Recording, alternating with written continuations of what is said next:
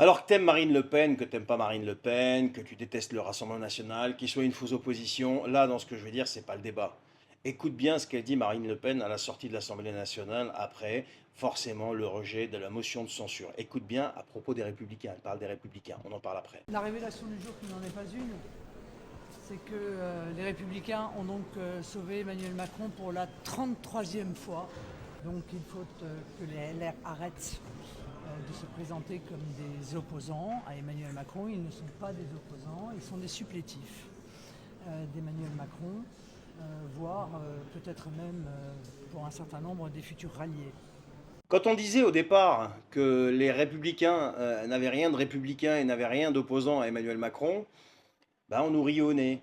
Quand je vous disais que ces mecs-là vendraient leur maman 4 fois par jour pour leur siège, mais c'était une vérité. Ils ont voté 33 fois contre les motions de censure. Mais est-ce que vous vous rendez compte? Et après, tu as François-Xavier Bellamy qui vient faire le fiflot à t'expliquer que c'est eu l'alternance, il y a eu l'alternance. Mais t'as l'alternance de rien du tout. Vous êtes la béquille, pour pas dire autre chose et rester poli, tu vois, d'Emmanuel Macron. Vous êtes sa béquille. Sauf que Marine Le Pen a l'air de le découvrir là, tu vois. Non, non, Marine, ça fait un moment qu'il est la béquille. Et le problème, c'est qu'on commence à croire que vous aussi, quoi, parce que plus personne ne s'oppose à rien quand ce type vote quelque chose.